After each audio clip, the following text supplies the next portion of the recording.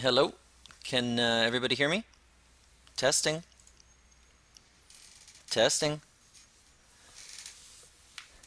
Oh, okay, that's nice. All right, so today's lecture is going to be on probes and all of the fascinating things you can do with them when you play them properly. You should concentrate on your game rather than chatting here then. Anyway, today's lecture is going to be about probes, all the things you can do with them. We are primarily going to be focusing on 3-4 enclosures and a few different probes that you can do on these enclosures. And then at the end, we're going to go through a number of professional games to see some real life examples of probes at work and what you can accomplish with a probe when it's properly timed. But before then, we're just going to do a brief run through of the basic probe techniques and the expected continuations that you might get after playing a probe. Now, this isn't exhaustive, and undoubtedly you could say, oh, well, there's this other one. There's always another move you could play. But these are probably the most common ones that you will find in your games. So, we start off with just a very basic 3-4 enclosure. And why don't we say, the two basic probe moves that you can play against this corner? What are the two basic probing moves? Yes, Q18, the most obvious one. But what's the other one? Not as common, but still definitely has a use. Hmm. R14 is sometimes played actually, so I guess you could say R14 as a possible move, but I think a more common one is, oh yeah, actually you can also say R17, I suppose. But A and D are the ones that I'm going to be primarily focusing on with this lecture, although R17 does have a use as well. Though we're going to focus on R17 as it relates to the high enclosure rather than the low one, because it's generally more common with the low enclosure. Hmm?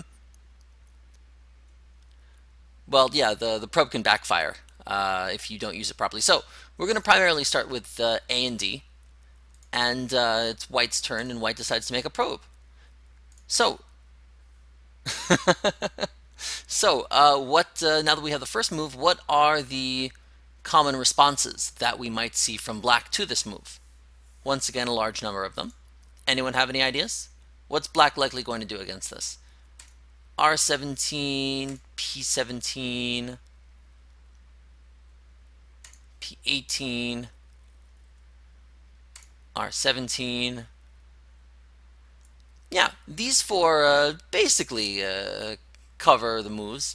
Um, Actually, some players have actually been known to play Q16, but that's a really rare response.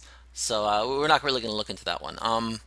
So yeah, these are the four most common moves that you're likely to see, and each of them really has a different use and a different reason for playing, a different justification. And if you play the wrong one, you can end up really messing up a position for yourself. R18. Yeah, R18A. That's definitely one of them. So let's start out with B. This is a fairly common move, especially in professional play. What is the purpose of B? Why would you respond at P17? Certainly, it makes you solid. Yes. Yes, focuses on influence. Also very true. What's the difference here between solid extend rather than any kind of hane? What's the real difference here? You know, P18 also seems like it takes the outside, but P17 is a very different move. Right, cutting points. That's a big thing. When you extend, there's no additional cutting points that you've made. So it becomes a bit harder for White to make additional attachments or make himself shape. What's the downside of playing P17? If P17 is so great, why don't we play it every single time? What's its downside? Right. Right, it allows life in the corner. The simplest way for White to play, if White wants to live locally and immediately, and he doesn't always want to do this, but if White just decides to say, I want to live in the corner, the obvious move is just R17. And then assuming white doesn't do anything complicated, white could actually choose to play p18 here. And this can actually get a little more complicated and deals with the outside, depending on how black replies. But the absolute simplest way that white can play, if white just wants absolute simple life, he just plays s17. And then black can play here. And white can make himself very, very small life. And it's not that difficult for and it's not that difficult for white to make this shape if black responds there. Now, if you play this in the proper situation, you can make yourself some pretty substantial thickness, which is not to really be derided. But on the flip side, it's not always a good idea to give up your corner, especially when you have a 3-4 enclosure, which is designed to take the corner. You're still giving it up.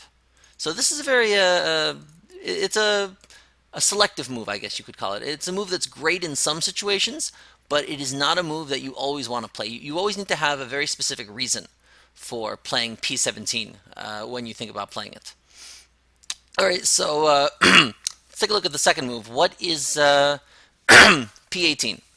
First off, what are the differences between p18 and p17? Both of them are outside moves. Are they similar? Are they different? Are they trying to take the same things? Are they trying to accomplish different things? What's the deal?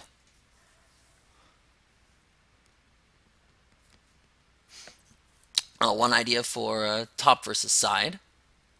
Anyone else? Any ideas?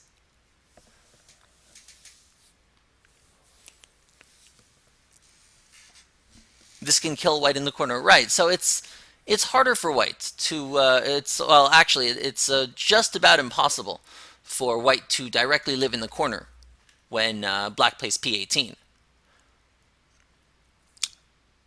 So it's not usually a good idea for white. Yeah, white usually can't play. Needs ko if he wants it. Oh, that's a good question. Can white make a ko in the corner? That's an excellent question, actually. Let's see.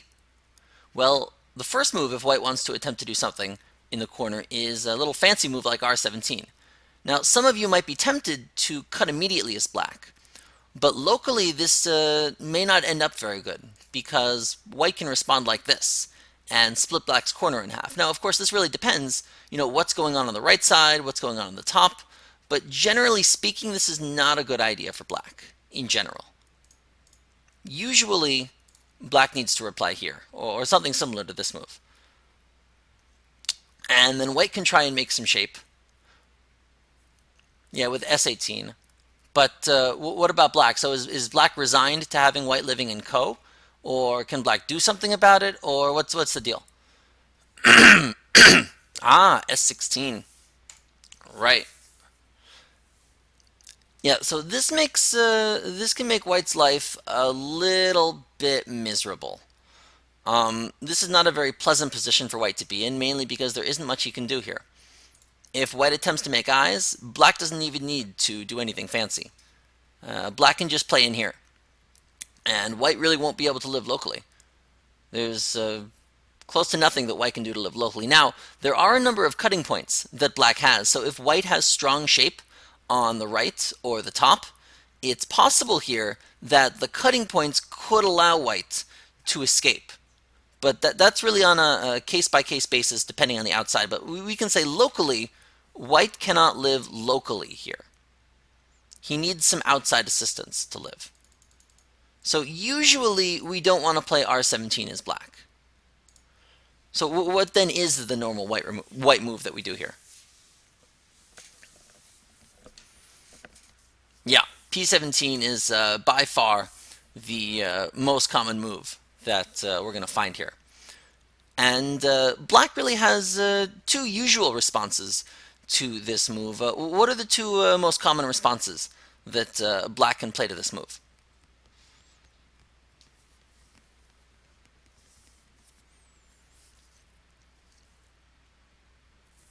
Let's see, we have a number of ideas. Someone said Q16, O18, well, lots of ideas. P16, R18, wow. Let's take a look at these moves.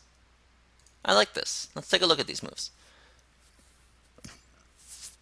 All right, so this move usually isn't that good for black.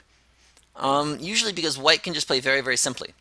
and capture this. And black can keep the corner, but white gets a free Panuki outside black's corner. And black's corner still has some weakness to it. So we can't really call this an acceptable result for black. Black is probably not going to be happy with this result. Let's see, what other ideas? O18. This is a really, really, really, really difficult move to make work. I would not recommend you play this move. It does depend on what's going on outside, but at a minimum, what white can attempt is basically doing this. White can split black here. Black cannot play S16 very effectively if black attempts to.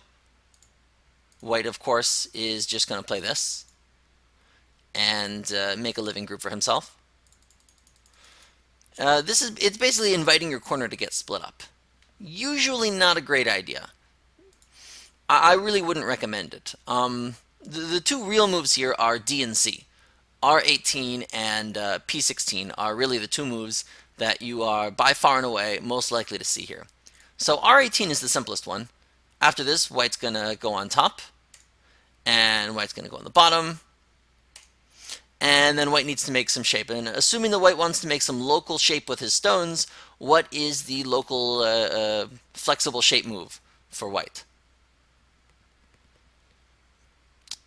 So we have Witch Tiger Mouth. Let's see, we have some ideas. One person says O16, and we have N15. These are good moves to look at. So this move looks really nice at first, but oftentimes it can be a little bit heavy. You know, black can get a free Panuki there. And it really, of course, depends what's going on the right. But basically, white's group doesn't have any eyes yet, and it's really kind of heavy.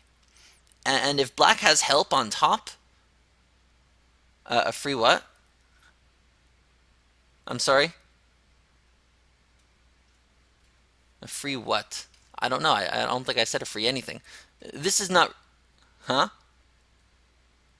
I didn't say black could get a free Panuki.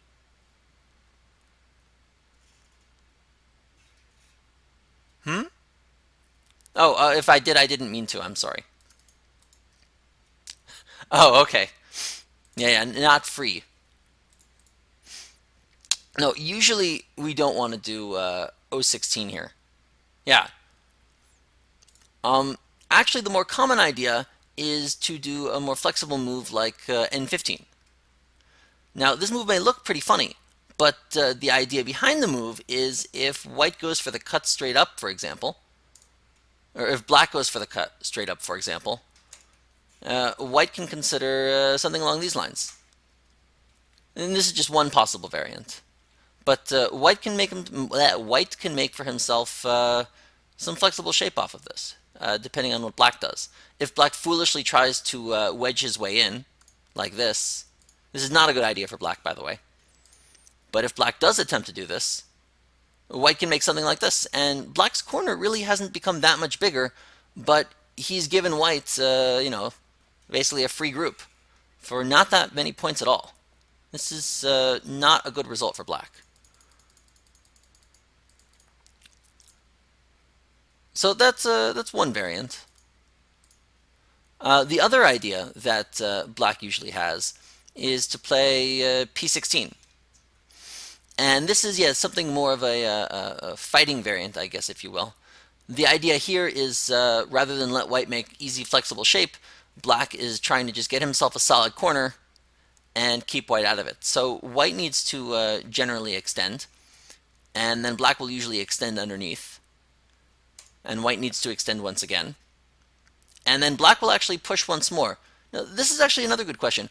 Black normally pushes once more. Why does black push again here, even though it's on the second line? Why would black push again? His stones aren't. His stones can't be made in Atari. To force bad shape. Well, it does force white to extend, but is that necessarily terrible shape for white? I don't know if it's terrible shape for white.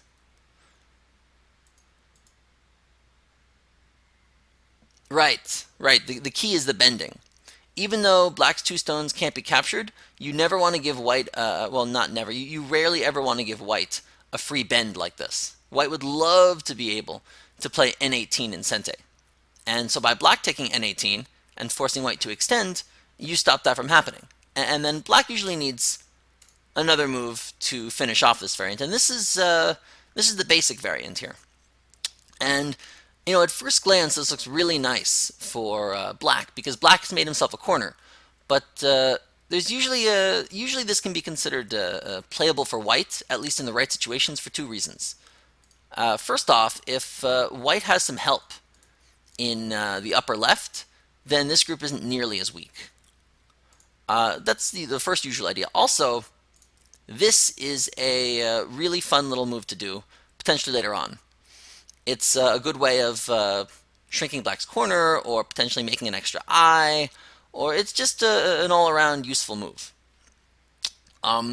Usually black responds here, which allows white potentially later on. Once again, you wouldn't play this immediately, but later on this could give you a very useful extra eye. Very useful extra eye. Oh, that's a good question. You mean for black? What happens if black does this? Can black do this? What is white going to do about this?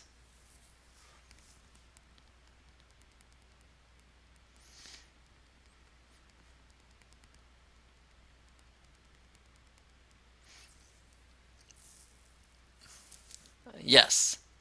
Yes, thank you. R18 is, right, the move that we would expect to see from white coming up next.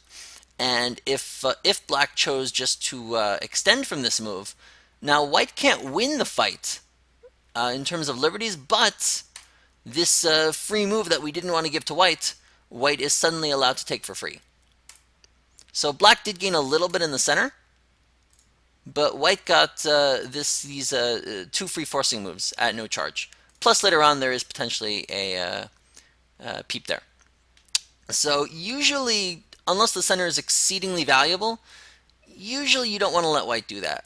The more common idea is to play R16 here. So those are the basic variants from this one. All right, let's take a look at the next one. What about let's take a look at R17. This is one that many players shy away from, especially at first. What's the point of this move? Why would you play this seemingly very defensive move? What's the point? Big wall. Oh, well, it certainly could help you build a wall, but what if you really want to build outside power? You would think that P17 would be the better move, right?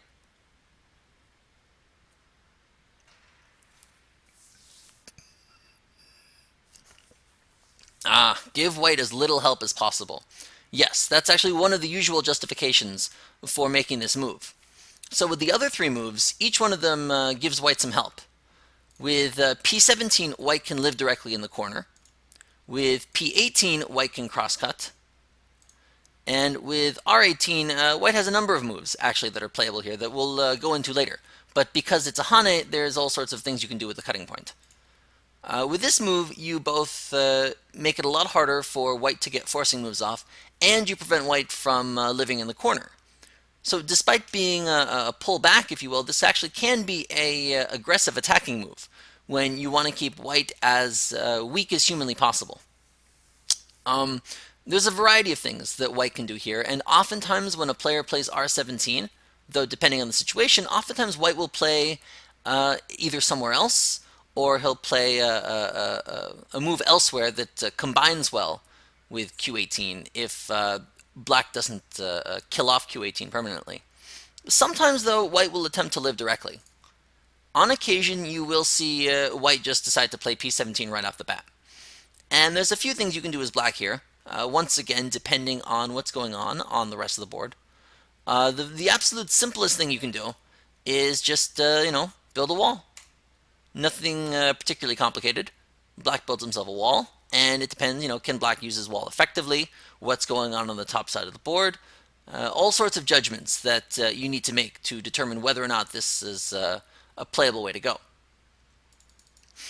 The more aggressive idea that you can see as black is actually a pincer here. Because R17 was such a slow and solid move, he doesn't need to locally respond. Can't black throw in at P18? There are variants that allow black to do that later on, potentially, as a way to hurt liberties, but usually we don't want to throw in right now. Generally speaking, that's just going to help white. The white's more than happy to just make some strong eye shape like this. This is, yeah, white's happy to do this. But there are some variants later on which let you throw in to try and hurt liberties. Those are some pretty complicated variants. We're actually going to take a look at some of them in some of the professional games that when we look at their use of probes. So keep that in mind. We will be taking a look at those in a bit. Let's just get through the last one of these 4 probes before we go on to our professional games.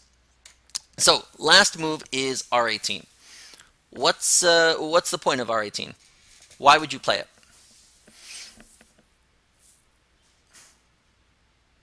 Any ideas?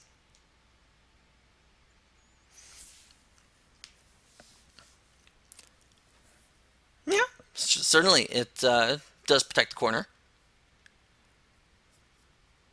Yeah, white may pull back in some regard. Well, give the corner usually doesn't give the corner. R18 is usually a move which does manage to keep the corner. What if white crosscuts? Ah, that's a good question. The usual idea if white crosscuts is just to do this.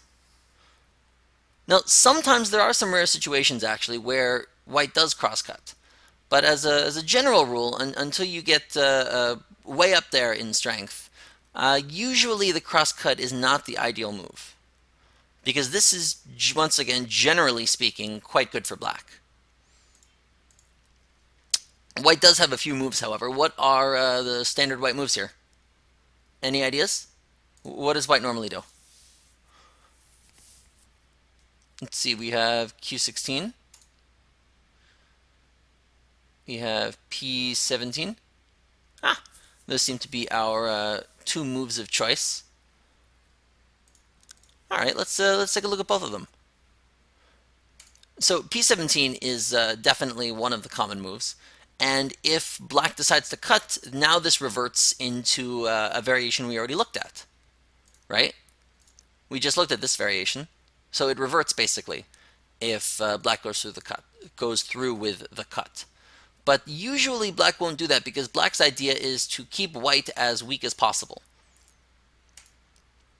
Even though P18 will allow black to enlarge his corner a bit, with this move he avoids giving white any additional forcing moves. And then white can do a variety of things from here. Depending on the board situation, sometimes white will do this, sometimes white will even do this, or sometimes white will even just leave the stones there for later.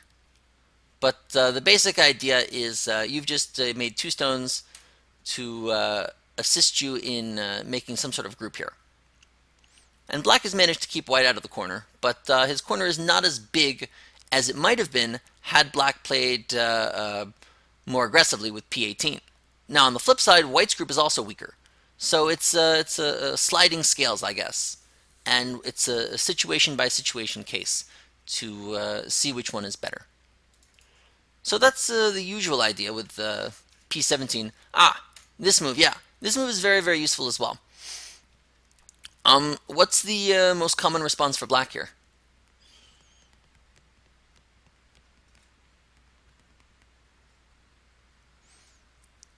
Right.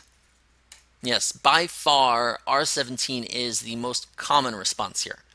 The idea being give white as few forcing moves as humanly possible.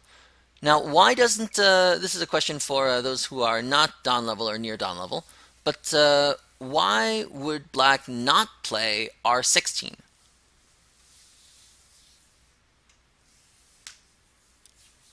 Why not play this move? Why is R17 usually the superior move? Yeah, Teori's a good answer, I suppose. Sure. Right, yeah, if you switch the order around, this would not be the normal move. Absolutely. Right, so the basic idea is this is the end result you might expect, with the difference between this and the other variant being black has basically wasted a move here. Right, if hypothetically black played here and white played here, it's very unlikely that black would play r16 here. This would be much too slow. So, right, usually black will just directly play r17.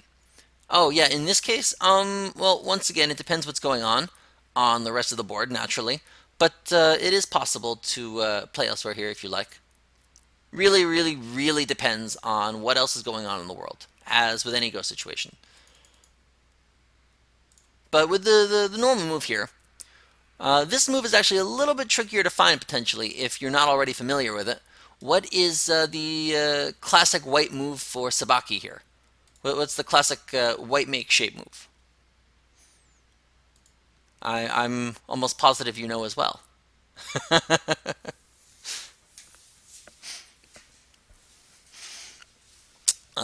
Jump. Which jump? There's lots of potential jumps.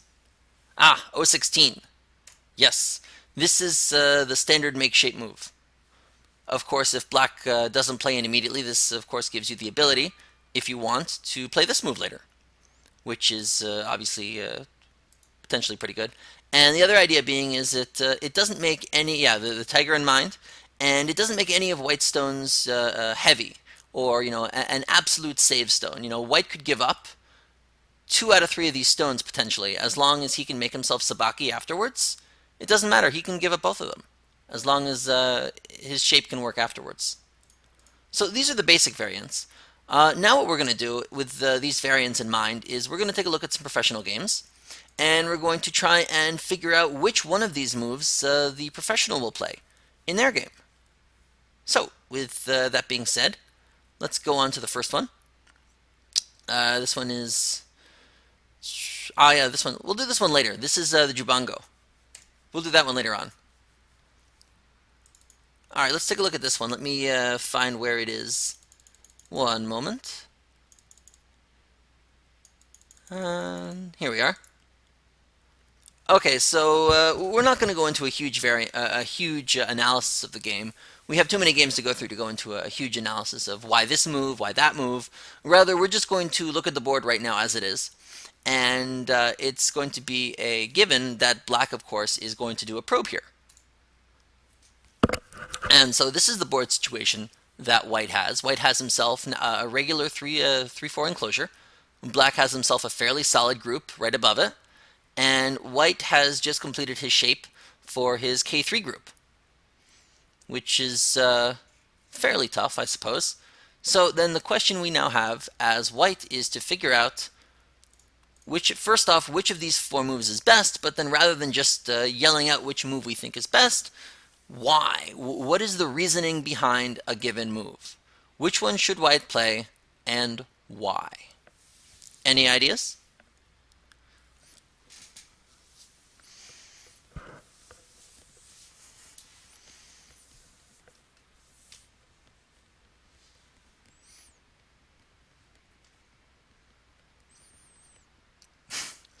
Yes, Clausius, by all means, feel free to give an answer.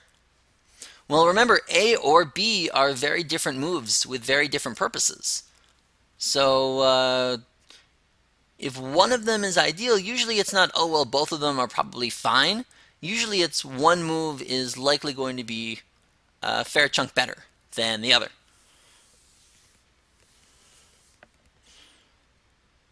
You like C, you want to attack black and force him to lean on the left. Alright, one guess at C, one guess at B. Anyone else want to take a stab? By all means, SCOTUS, fire away. SCOTUS guesses B. Let's take a look at what our professional player actually decided to do. Oh, SCOTUS code. My apologies. Yeah, SCOTUS, I'm interested. Why did you choose B?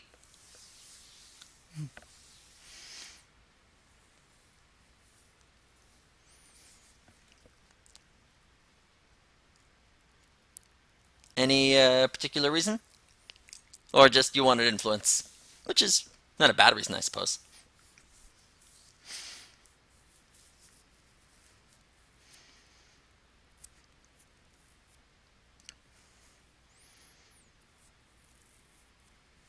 Never a bad idea, I suppose. Alright, well, in the actual game, interestingly enough, white decided on A. Just goes to show probes are not always easy to figure out which is the best move, and it might even be arguable here whether or not this is the best choice. The idea for white here is if black attempts to play the standard variant that we looked at, let's see what happens if the standard variant that we looked at occurs. So we saw that this is the usual way it happens, right? This is usually what happens. And if white just decides to play it out here, this might not be the best idea for black.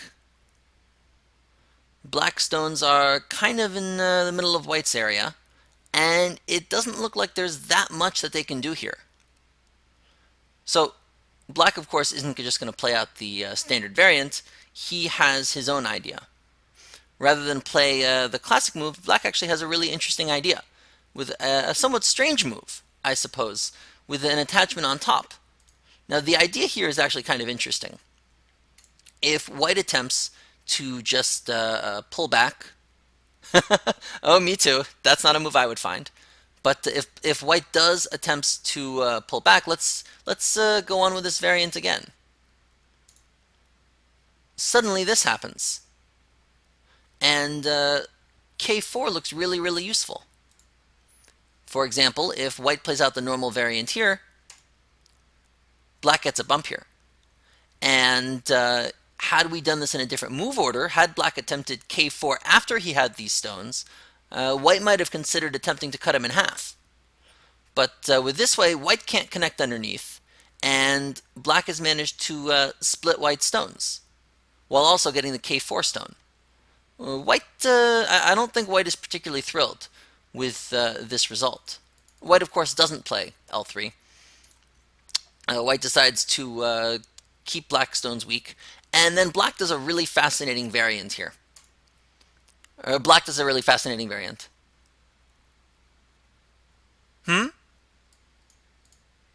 Oh, this particular one, yes. This one is a commented game. Not all of them are commented games. I will let you know when they're not commented games, and they are just my opinion on why I think they did a particular move. Good question, though.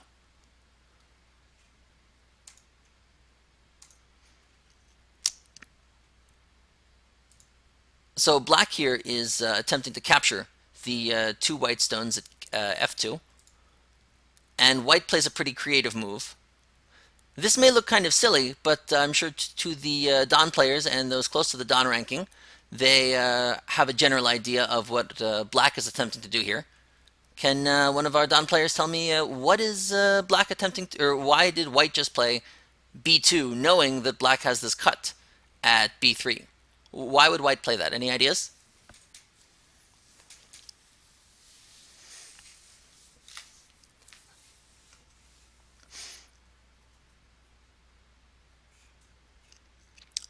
Well, right, the basic idea is if white just goes here, black's just going to do this. And black, of course, is thrilled to get, this is, of course, absurdly bad for white. So white has to keep black's liberties down. Now, black, of course, is naturally, well, he plays a forcing move first. But black is going to naturally cut, and he can capture the stone. But the fun thing is if you extend down, black does not immediately have two eyes. So white pulls back, and black manages to either make a miai out of living locally or connecting out. So from a simple probe, black has managed to squeeze himself some life in the corner. This is a pretty complicated example, though. Next one I think is a bit simpler. Yeah, this one was back in 2009. Let me find the situation in the game. Here we are. Okay. This one is a lot clearer, I hope. And this one is not a commented one, but I don't think my understanding is particularly. I don't think I'm wrong when I take a look at this game and figure out why they played why they did. But feel free to dispute me, as I am not a professional player. So white has probed here. Black has his corner, and his corner is pretty alone on both sides. The players have both gone through some Joseki.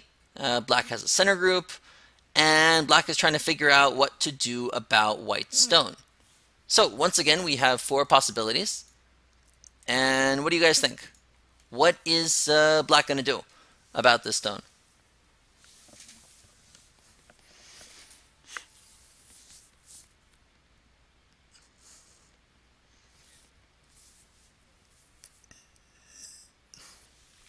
Suggestion for D. Okay. Any particular reason?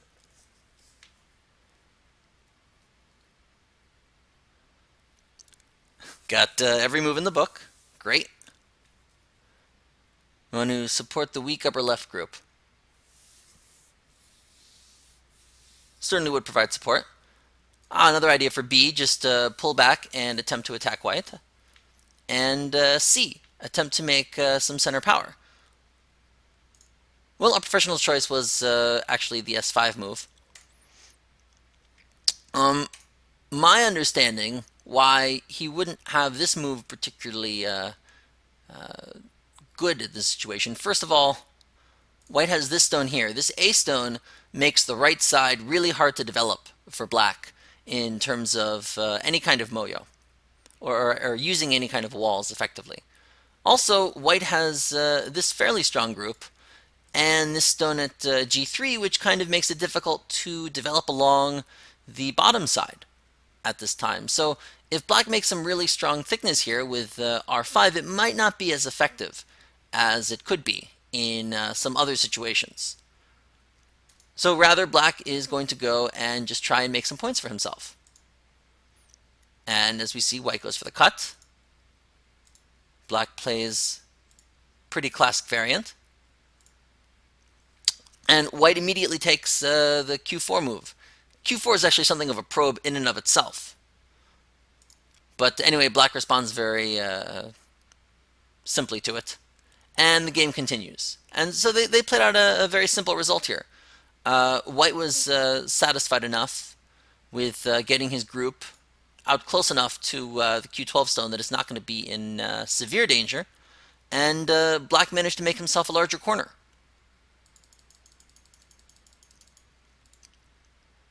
All right, let's take a look at the next one. This one was, some of you may be familiar with Yoda Norimoto, fairly famous Japanese player.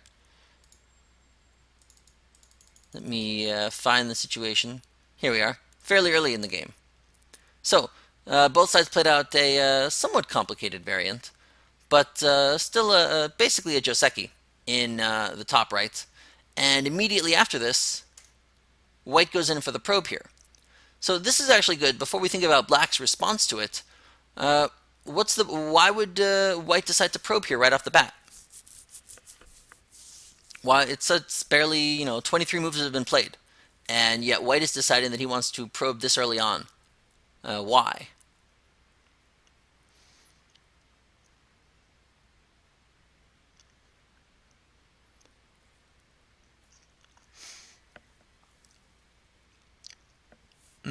R11 is confusing. Because it's the pro thing to do. Can't argue with that. So R11 actually is a move here that's important to look at. R11 still has some agi to it. Potentially, if black were stronger along the right side, if R11 were to be pulled out, that might make white stones uncomfortable, because black can take R12 and Sente whenever he wants, as long as his stones are out safely. Right, so this will help white decide what he wants to do with R11, depending on what black wants to do. For example, if black decides to play out this kind of variant, and this is just one possibility for black, of course, but if black decides to do this, suddenly the AGI with R11 is a lot less. Even if black manages later on to connect up the R11 stone, these additional 4 stones that white has played, will help make his group a fair amount stronger.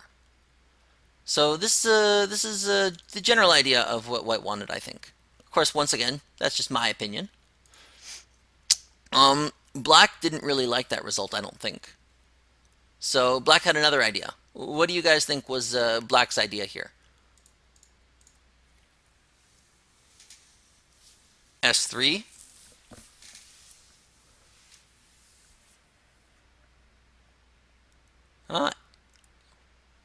S3 and C seem to be the moves of choice. Well, I don't think he chose S3 because if we look at just the standard variant here, this is really what white wants. You know, had white merely played the R8 move to begin with, that might have given black a potential extension of his own later on. With this way, this helps white to stabilize his group and ensure that R11 doesn't really have any effective AGI. So I think this is still too good for white. Yeah, so black's idea here was just R5, because since R11 still has potential, black wants to pull it out. And the game plays this out. White tries to ruin black's top, and black responds by attacking white's group. And because of R5, it's much easier to protect the R11 group. With just a simple one-space jump, black's 2 stones are safe, and white's group doesn't have 2 eyes yet. So white actually really needs to defend his group. So yeah, white probed, and black had a very clear idea of what he wanted to do. Right, so white still has the ability to live inside if he wants later on in the game. But yeah, black has used R5 very effectively to connect up his stones. If we take away this exchange, had black attempted to do this directly without making this exchange, this is 3 spaces. And it's possible that depending of course on what's going on in the center, that a splitting attack might later on in the game become possible against these stones. So R5 proved itself to be very useful. All right, let's take a look at the next one. Another one with Mr. Yorimoto. Let me find the variant.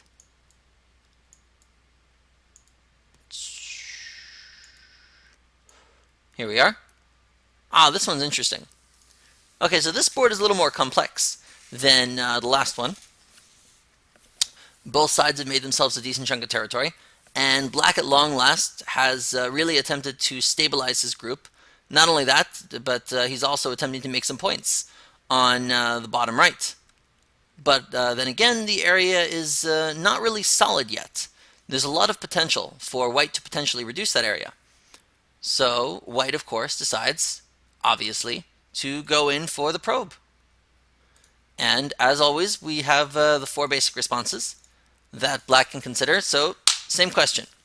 Which response should black make and why?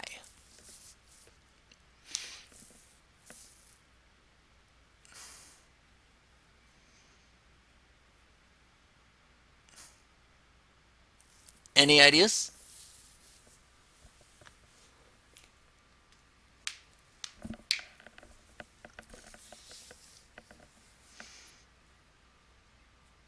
Let's see. Help the running group and counterattack the center. Okay, how would black do that?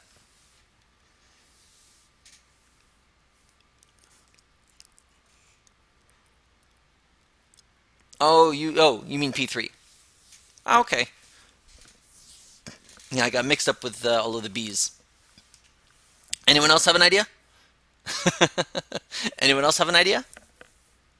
We have one suggestion for B. One idea for D.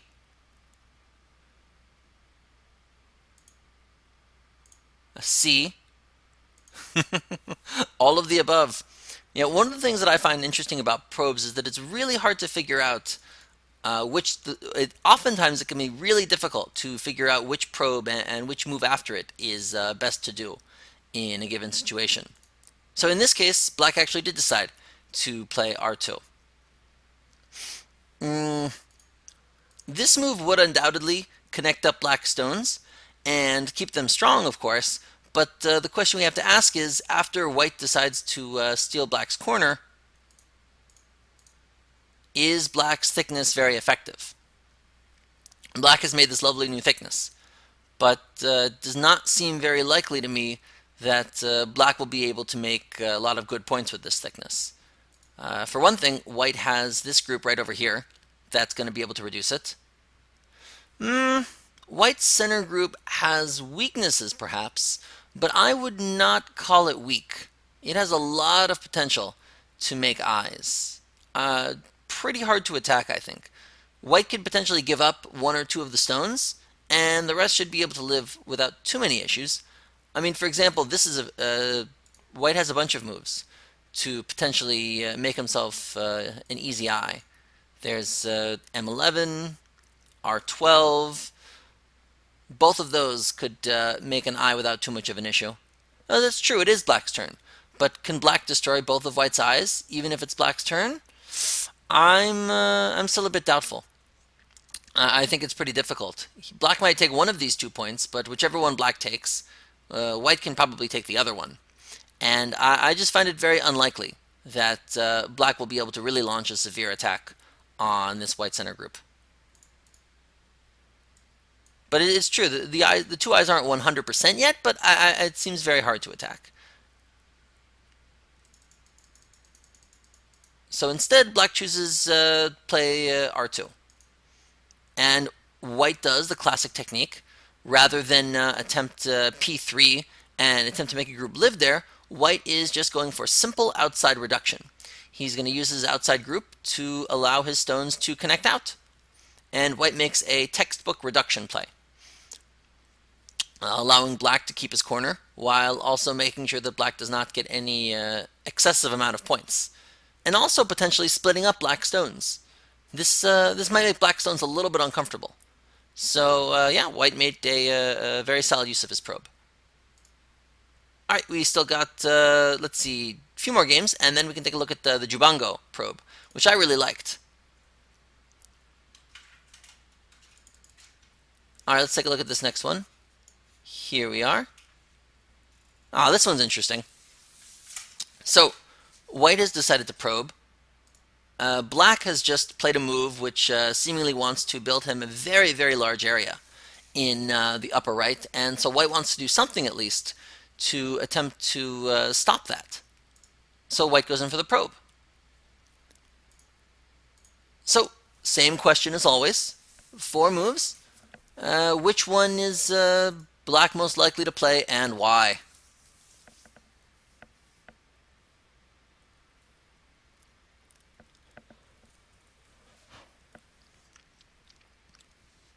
R17. Oh, seems to be a few people who like R17. Ah. You want to use Q10? Certainly.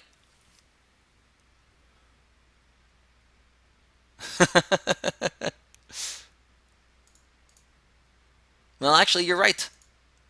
R17 is the move. The idea here, I think, being that white's corner is already very strong. Black's corner is already very strong, and white needs to figure out now how to make 2 eyes with his lonely stone there. If white attempts to just hane out, because of N13, black here may decide to be very aggressive about it. And it's not clear here if white can easily make 2 eyes. So this is an unpleasant situation for white. So white is actually going to do a very common technique. When you play a probe and your opponent responds by pulling back at R17, one very common idea is just to play away from it and basically save it up. White is, in essence, just waiting to come back and protect his S16 stone. The idea being that if black plays another move to kill off the S16 stone, then black will have burned 2 moves to kill only a single white stone. So right, black goes for the kick and seals white. and they get into a fight. And what do you know? White is deciding to use his probe to potentially build himself eyes. The idea here being that if black goes to capture the one stone, first off, white can get this. But then, second off, white should be able to escape with something along these lines, I think. This is maybe a bit tricky for black to handle.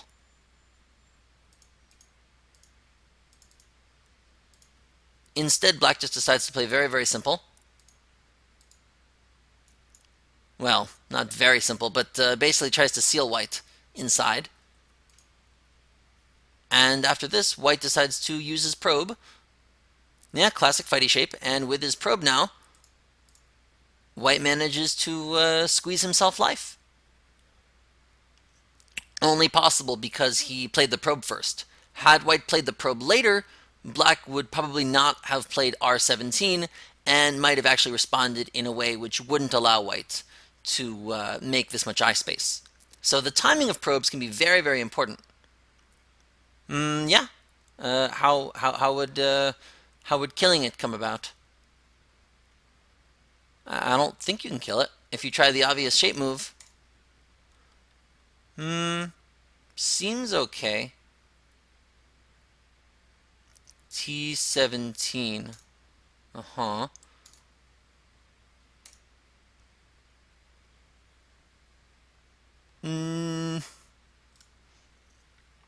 I think you can just do this, right? I mean, if black just plays here, white makes this.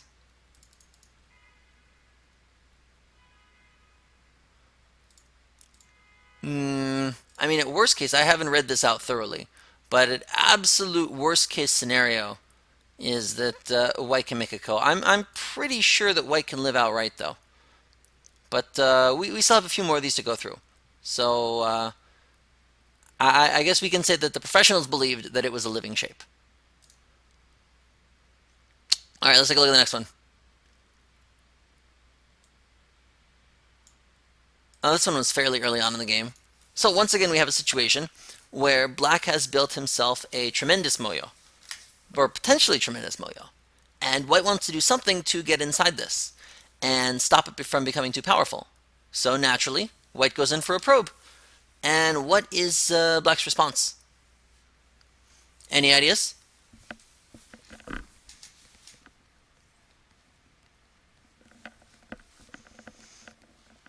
You guys are all so quiet. Anyone want to throw out an idea? Come on. Let's hear some people.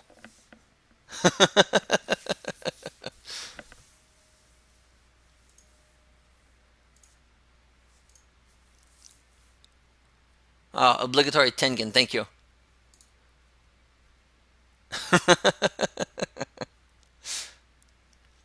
Alright, so the two general ideas are these two moves. Well, you're right. It is A. The idea being keep white as weak as humanly possible, of course. And, yeah, go for the kill if white attempts to live directly. Now, white, of course, is going to have none of that. Oh, you've seen this one? Okay. So white actually plays something of a creative move here. Rather than attempt to live directly with S16, white is basically using his probe in an attempt to force black to spend another move attacking it. And black just does that. Just that. With R14, black kills off any AGA that the probing stone has, but it's also allowed white basically a free move to escape with. Now, if we compare, had white started off like this, it might not have gone so smoothly.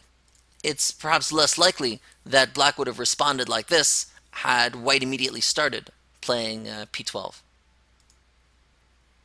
So the probe here really decided really changed the move order after it. It allowed white to attempt to jump out, and they get into a fairly large fight here.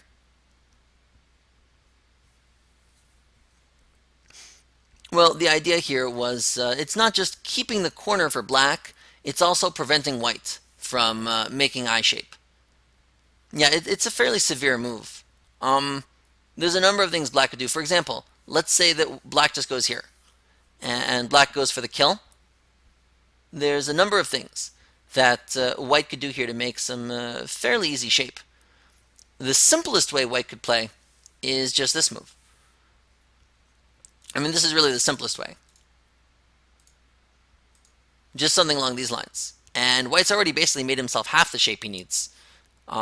This is a very simple way of playing. There's probably more severe ways for white to use his stone, but the main idea being is that S16 gives white more potential to develop eye space than would normally be available.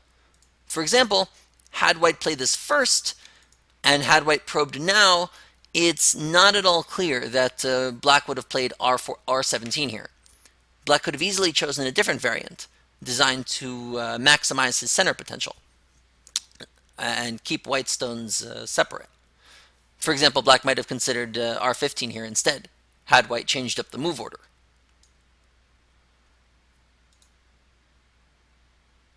All right, let's go to the Jubango. I've been dying to get to that one. Here we are. So this is the second game in the Jubango. And Guli is black. And Yisatol is white. I'm pretty sure I got my colors right this time.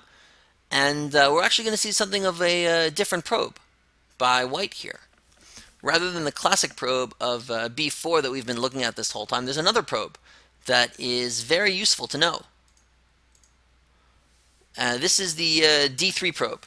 Yeah, which has a different purpose than the B4 probe, but nevertheless is also still a probe. Why did you cry when you saw D3?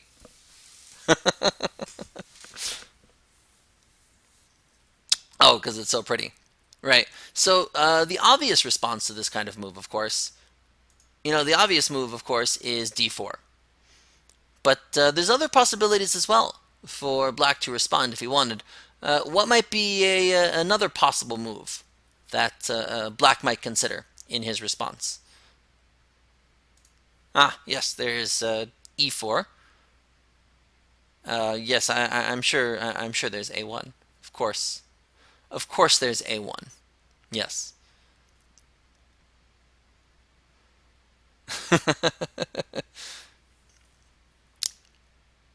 C3, D2, lots of interesting moves. So all I suppose are possible. D2 is really the common one. That the other A and D are really the common moves that black will usually play. The issue with this move is that oftentimes what will happen is that you can get something like this.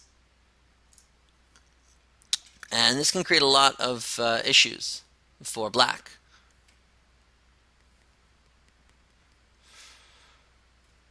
It's not always easy, or well, white should probably actually make a ko here. But yeah, it's not easy for black to kill these stones definitively.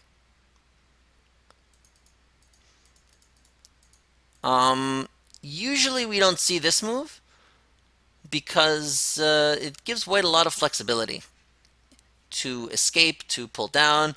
Yeah, and the shape doesn't exactly make me thrilled either. Feels very awkward shape. So yeah, the two moves you want to usually consider are A and D. And in the game move was actually D4. But let's see what would have happened had black on D2. There's actually a really interesting variant that I saw in one of the commentaries from this game. And that is F3 is probably a little bit too nice, actually. Interestingly, the move I saw was E2 in the commentary. And it's pretty straightforward. White gets his hanes. And then he comes back and connect. And if black decides to cut white here, white's going to live inside. The problem with this for black is that white lives inside. And black stones are way too overconcentrated. Much too close. Everything is too close. So that's not good enough. So black actually has to pull back. And white connects. And this was the variant I was shown. Both sides basically start a very large running fight coming out like this. And apparently this is actually playable. But it's also a very violent variant. And apparently Yistol decided that it was not necessary, or Guli decided that this was not necessary here. Rather, he just goes and plays the standard move here. Now, what a lot of players actually make a mistake and do is they will immediately go after this move and try and play c3 to live with. Oh yeah, I've actually seen this a few times. But the response is important. What should black do about this move? How should black stop it from making life?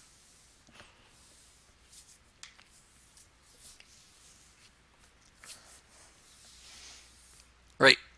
E2 is the usual idea. So then the question is this ko? Or can black kill white? Any ideas? Is it killable, or do we have a ko? How should black go about killing it? Yes, d2 is the idea. And then it's pretty simple. Now, oftentimes you do have to worry about these two cuts, but because black has such power over here, these cuts aren't particularly threatening. Yeah, white would need to be able to do a clamp, and even then it's difficult. We can generally say that locally it's not living, usually. So white can't do that immediately. But the game goes on for a few more moves, and we're not going to get into a commentary on all the interesting things that happened in this game, but just to primarily look at the purpose of this probe. So white escapes, black attempts to build up a large amount of points, and now we get to see the true value of white's timing of d3. Because now he can play e2. Now what if white had done different timing? What if white decided that he wanted to try and do that same exact technique right now? Would black's response at d2 be more or less effective? Considering the variant we just saw. Well, yes, Frozen, I know you know the answer. Yes, it would be more effective. If we play the same exact variation out,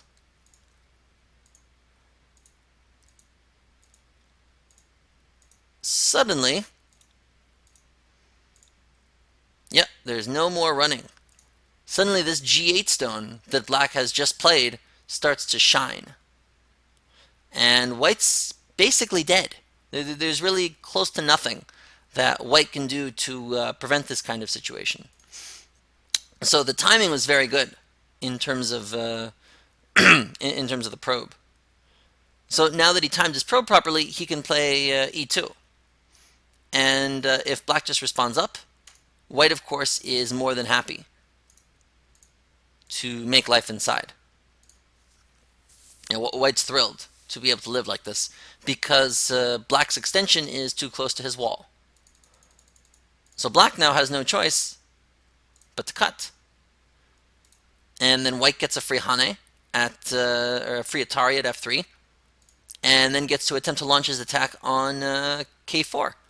And these two moves here, which black was able to, or which white was able to get because of his probe, they ended up being a substantial help to white in terms of strengthening his group. Rather than merely throwing in h4 without playing the probe first, these two moves basically set up the area to allow white to have an easier time making eyes.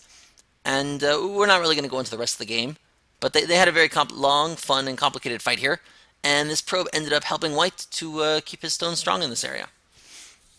But yeah, that's about all time we have for the lecture this evening on probes. I hope everyone learned a little bit at least about all the different kinds of probes you can do against a 3-4 enclosure, and what you should look at and why you should play certain kinds of probes over others. Of course he will, Frozen. But yeah, I hope everyone learned something, and I hope to see everyone next week. So with that being said, farewell.